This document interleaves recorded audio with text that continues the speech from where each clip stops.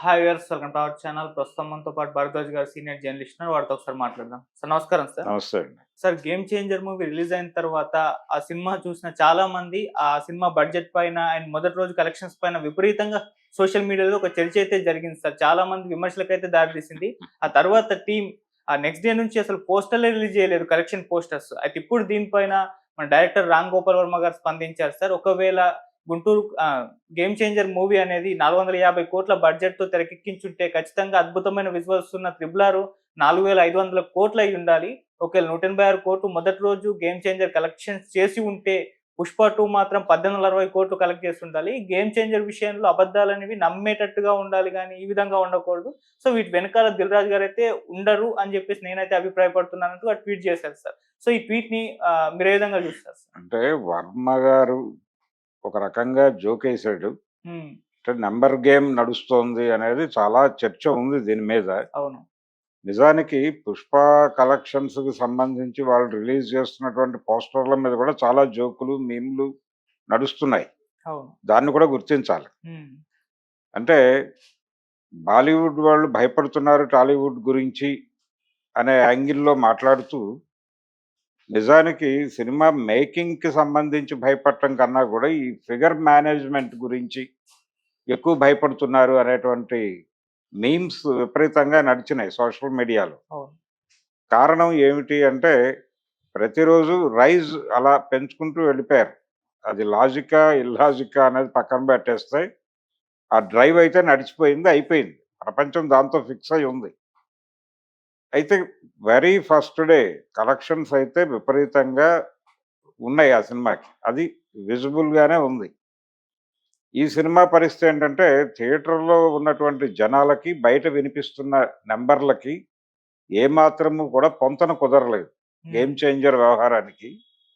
థియేటర్‌లో కనిపిస్తున్న జనాల్ని చూసి బయటకొచ్చినటువంటి ప్రేక్షకుడికి సోషల్ మీడియా ఓపెన్ చేయగానే అంటే నెట్టు, ఫోను ఓపెన్ చేయగానే కనిపిస్తున్న ఫిగర్స్‌కి అప్పుడే తను ఎక్స్‌పీరియన్స్ చేసొచ్చినటువంటి క్రౌడ్‌కి ఏ మాత్రము లింక్ దొరకని పరిస్థితి. హ్మ్. దాంతో ఇది మ్యాజిక్ నడుస్తోంది అనేటువంటి ఒక అభిప్రాయానికి జనాలు గురవటంతో ఎక్కడికక్కడ ఎవరికి వాళ్ళు రియాక్ట్ అయ్యి వాళ్ళు ఏ ప్లాట్‌ఫార్మ్స్ మీదైతే మెంబర్స్‌గా ఉన్నారో అక్కడక్కడ జోకులేయటం మొదలుపెట్టారు. ఇది ట్రోల్ అయింది. విపరీతంగా ట్రోల్ అయింది. ఎప్పుడైతే ఆడియన్ మూడ్ ఇలా ఉందని కనిపెడతారో మీమర్స్ వాళ్ళు వెంటనే రకరకాల మీమ్స్ పుట్టించేసారు. అది సర్క్యులేట్ అయిపోయినాయి. జనాలు అంటే ఆ ఏరియాలో గేమ్ చేంజర్ హిట్టే. ఓకే. అలా ఒక సక్సెస్ సాధించింది ఆ సినిమా. హ్మ్. ఈ సక్సెస్ ప్రభావం ప్రతి ఒక్కళ్ళ మీద ఉందిప్పుడు. అందుకని ఈ సక్సెస్ ప్రభావానికి గురై memes side game changer create చేసినటువంటి ఒక అద్భుతమైన విజయం. ఆ విజయం రామ్ గోపాల్ వర్మని కూడా కుదిపింది. కుదిపి ఆయనతో ఇలాంటి ట్వీట్ చేయించింది. ఆ ట్వీట్‌లో ఆయన చాలా ఎక్సైట్ అయ్యాడు నిజానికి. హ్మ్. ఎక్సైట్‌మెంట్ కనిపిస్తోంది దానిలో. హ్మ్. అంటే ఈ సినిమాకి 450,00,00,000 ఖర్చయింది అని వాళ్ళు చెప్తున్నారు. హ్మ్. అంత ఖర్చయి ఉంటుందా లేదా అనేది వేరే గొడవ. ఇప్పుడు ఓకే. 'పుష్ప 2'కి 700 అనే ఫిగర్ వినిపించింది మొదట. హ్మ్. 700కి, 300కి మధ్య నడిచింది గేమ్ అది. అవును. 300, 700 ఈ రెండిటికి మధ్య 400 ఉంది. ఆ 400కి ఇంకో 50 కలిపితే గేమ్ చేంజర్ వచ్చింది బయటికి. హ్మ్. ఇలా రకరకాల ఈక్వేషన్స్ మీద బడ్జెట్‌లు నడుస్తున్నాయి. బడ్జెట్‌లు రీజనబుల్‌గా అంటే జనాలు నమ్మే పద్ధతిలో ఉంటున్నాయా అనేది ఒక గొడవ. రెండోది వసూళ్ళకి వీళ్ళు చెప్తున్నటువంటి భాష్యం కావచ్చు, లేదు వీళ్ళు ప్రదర్శిస్తున్నటువంటి అంకెలు కావచ్చు. ఇవి చాలా కన్‌ఫ్యూజ్ చేస్తున్నాయి జనాల్ని. సరే ఏదేమైనప్పటికీ ఈ లెవెల్‌కి వెళ్ళిపోయింది తెలుగు సినిమా అనేది ఒక రకంగా తెలుగు ఆడియన్స్ తృప్తి చెందుతున్నారు కానీ సాటిస్ఫై అవ్వట్ల. ఓకే. ఇక్కడ పరిస్థితి ఎలా తయారైందంటే 'గేమ్ చేంజర్' కావచ్చు, లేకపోతే 'పుష్ప 2' కావచ్చు ఏదైనా ఈవెన్ దో 'డాకు మహారాజ్' కావచ్చు. ఇవన్నీ కూడా నేల విడిచి సాము చేసే సినిమాలే. అంటే లోకల్ మార్కెట్‌ను విడిచి పాన్ ఇండియా మార్కెట్ కోసం కొత్త తరహా కథల్ని డిజైన్ చేస్తూ ప్రపంచ ప్రేక్షకులని ఆకట్టుకోవటానికి ఒక సార్వజనీనత ఉన్నటువంటి కథ కావాలి అనే పేరుతో ఒక కొత్త లోకాలలో కథ నడిపే ప్రయత్నం చేస్తున్నారు గానీ, వీళ్ళ మూలాలు ఇక్కడే ఉంటాయి. ఆ కొత్త లోకాల కథల్లో కూడా వీళ్ళ మూలాలు ఎక్కడున్నాయో చెప్పే పద్ధతిలోనే ఉంటాయి ఆ కథలు. హ్మ్. దానికి అద్భుతమైన ఉదాహరణ 'దేవర'. 'దేవర' ఆయన ఎంత విచిత్రమైన ప్రయోగాలు చేసినప్పటికీ, ఆ సినిమాలో ప్రతి సన్నివేశం మూలము తెలుగు సమాజంలోనే కనిపిస్తుంది. హ్మ్. కాబట్టి ఇక్కడ డైరెక్టర్లు పట్టించుకోవాల్సిన విషయం ఏంటంటే, పాన్ ఇండియా మార్కెట్‌కో లేకపోతే వరల్డ్ మార్కెట్‌కో మీ సినిమాని తీసుకెళ్ళటానికి ఈ విచిత్రమైనటువంటి కథలు, అలాగే ఇంతింత బడ్జెట్లు పోసి సన్నివేశ కల్పనలు, నిజానికి ఈ ఆలోచన ధోరణికి ఆద్యుడు శంకరే. ఏ విషయాన్నైనా అద్భుత రసంలో చెప్తే జనాలు చూసేస్తారు అనేది ఒక వ్యాకరణంగా తయారు చేసుకున్నాడాయన. ఆ వ్యాకరణం వర్కౌట్ కావడం లేదిప్పుడు. నువ్వు ప్రతిదీ అద్భుత రసంలో చెప్తే, ఇప్పుడు ఒక పిల్లాడొచ్చి నాకు స్కూలుకి రావటం ఇంట్రెస్ట్‌గా అనిపించటం లేదు అనేది ఒక సన్నివేశం ఉంటే, ఒక పిల్లవాడు ఎందుకు అలా అంటున్నాడు అనేది టీచర్ ఫీల్ అవుతాడు. దీన్ని శంకర్ ఎలా తీస్తాడంటే, కొన్ని వందల స్కూళ్ళలో ఈ ఈ సీన్‌ని తీస్తాడు. తీసి బోలెడు మందిని వాడతాడక్కడ. బోలెడు మంది ఆర్టిస్టులను వాడతాడు. వర్కింగ్ డేస్ పెరుగుతాయి. తద్వారా బడ్జెట్ కూడా పెరుగుతుంది. ఎమోషన్ ఒకటే. ఒక పిల్లవాడు స్కూలుకొచ్చి చెప్పే సన్నివేశం, బలంగా చెప్తున్నాను అనే పేరుతో రూ. 10 అయ్యే చోట 15,000 ఖర్చు పెట్టిస్తాడాయన. ఇట్లా బడ్జెట్లు నడుస్తాయి. హ్మ్. రెండోది 'దిల్ రాజు' గారే మొన్న ఒక ప్రెస్ మీట్‌లో ఒక మాట అడ్మిట్ చేశాడు. అదేంటంటే 'శంకర్' లాంటి క్రియేటివ్ జీనియస్‌ల దగ్గరికి వెళ్లి మనం ఏమీ అడగలేని పరిస్థితి. వాళ్ళు ఎలో చేయరు. కానీ నన్ను ఎలో చేశాడు 'దిల్ రాజు' గారు. 'దిల్ రాజు' గారు అన్నమాట. నన్ను హ్మ్. ఎలో చేశాడు శంకర్ అని 'దిల్ రాజు' గారు ప్రొడ్యూసర్‌గా చెప్పుకొని వాపోయాడు పాపం. బాధేసింది అది వింటే. అంటే ఇది పరిస్థితి. అంటే మా మాకు సినిమా ఇచ్చారు అంటే మీరిచ్చినట్టు గాదు. మేము తీసేటువంటి ఒక అదృష్టాన్ని మేము మీకిచ్చాం. దీన్ని అలాగే చూడండని ప్రొడ్యూసర్లతో డైరెక్టర్లు డీల్ చేస్తున్నారు. హ్మ్. ఆ కండిషన్‌లో ఇరుక్కుంటున్నారు ప్రొడ్యూసర్‌లెళ్లి. అలా 'గేమ్ చేంజర్' అనేటువంటి ఒక ప్రాజెక్ట్‌లో ఈయన ఇరుక్కున్నాడు. ఒక పాన్ ఇండియా సినిమా తీయాలి. డేట్స్ ఉన్నాయి. పెద్ద హీరో డేట్స్ ఉన్నాయి ఆయన దగ్గర. అతనికున్న మార్కెట్ విస్తృతి రీత్యా ఒక అద్భుతమైన సినిమా చేసి పాన్ ఇండియా మార్కెట్‌లో సత్తా చాటిన 'దిల్ రాజు' అనిపించుకోవాలని అనుకున్నాడాయన. అందుకోసం తను ఎన్నుకున్నటువంటి దర్శకుడు ఇబ్బంది పెట్టాడు. అది వాస్తవం. ఆ సినిమాకి సంబంధించి. హ్మ్.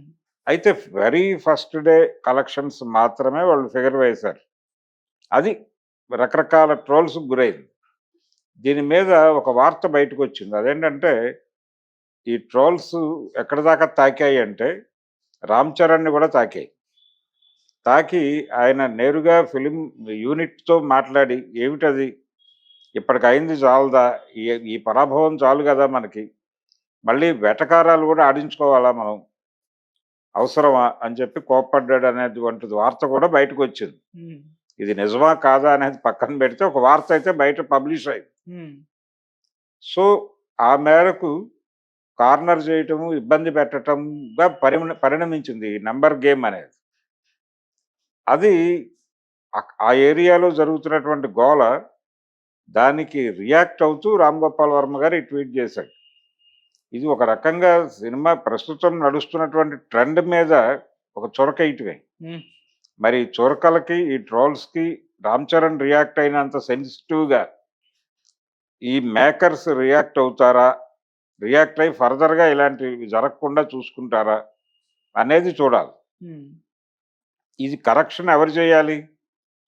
అంటే ఈ జీఎస్టీలు కట్టించుకునేవాళ్ళు, టాక్స్ డిపార్ట్‌మెంట్ ఈ కరెక్షన్ చేయాలి. ఇదిగో ఫలానా చోట ఇలా పబ్లిష్ అయింది. మీ సినిమా మీరు 450,00,00,000 పెట్టి తీశారంటున్నారు. దాని తాలూకా ఇన్ అండ్ ఔట్స్ ఏమిటి? అని అడగాలి. అలాగే మీకొచ్చిన కలెక్షన్స్ వెరీ ఫస్ట్ డే మీకు ఇంతొచ్చిందని చెప్తున్నారు మీరు.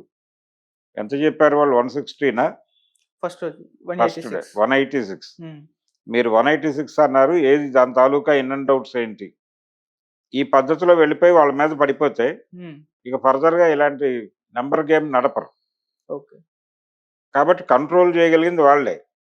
కానీ ఇదొక ప్రమోషనల్ యాక్టివిటీ అండి. ఇది మేము ప్రమోట్ చేసుకోవడానికి ఏదో మా గేమ్ మేము ఆడతాం.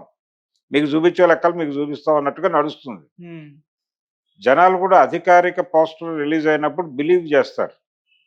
కారణం ఏంటంటే వీటన్నిటికి తెగించి వాళ్ళు ఆ బోర్డ్ వేస్తున్నారు, ఆ నెంబర్ వేస్తున్నారు అని నమ్మకం. హ్మ్. గతంలో ఎలా ఉండేది, పైసలతో సహా వేసేవాళ్ళు పేపర్‌లో. మా సినిమా ఇంత కలెక్ట్ చేసింది అని. అంతా విజిబుల్‌గానే ఉండేది. ఇది మరీ మ్యానిప్యులేషన్‌లా కనిపిస్తోంది. ఎప్పుడు కనిపిస్తుంది? మీకు థియేటర్‌లో ఆడియన్స్ ఏ ఏ కండిషన్‌లో ఉన్నారో తెలుసు. బయటకొచ్చిన తర్వాత ఈవెన్ అంత దూరం కూడా వెళ్ళక్కర్లా. అక్కడ నంబర్ చూడగానే ఫోన్‌లో book my show app open చేసి అవైలబిలిటీ ఆఫ్ టికెట్స్ నొక్కితే సినిమా 2 నిమిషాల్లో అర్థమైపోతుంది గదా!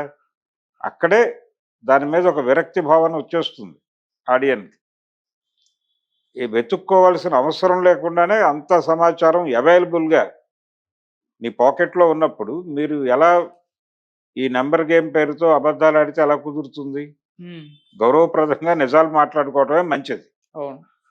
అందుకని ఈ ట్రోలింగ్ నుంచి, వర్మ గారి కామెంట్స్ నుంచి ఇప్పుడు ఇండస్ట్రీ నేర్చుకోవాల్సిందేంటంటే, ఒకటి ఈ స్థాయి బడ్జెట్లు అయిపోతున్నాయి మాకు అని చెప్పక్కర్లేదు. జనాలు సినిమా చూసి దానికి ఎంత ఖర్చవుతుందో లెక్క కట్టి చెప్పేస్తున్నారు. హ్మ్. ఆ జ్ఞానం వచ్చేసింది వాళ్ళకి. రెండోది వసూళ్ల పరిస్థితి ఏంటో వాళ్ళకి అర్థమవుతోంది. అరచేతిలోనే కనిపిస్తోంది. అందుకని ఈ ఏరియాల్లో మాటలు మాట్లాడటం కాకుండా మీ సినిమా క్వాలిటేటివ్‌గా ఉండేటట్టు మీ కంటెంట్ జనాల్ని ఎంగేజ్ చేయగలిగితే చాలు. అంతకుమించి వేరే కోరుకోవటం లేదు జనం. మీరేదో పెద్ద విషయాలు చెప్పాలి, మీ నుంచి ఏదో జ్ఞానం పొందాలని ఎవరు అనుకోవడం లేదు. థియేటర్‌లోకొచ్చిన ప్రేక్షకుడిని ఎంగేజ్ చేయండి, ఎంటర్‌టైన్ చేయండి.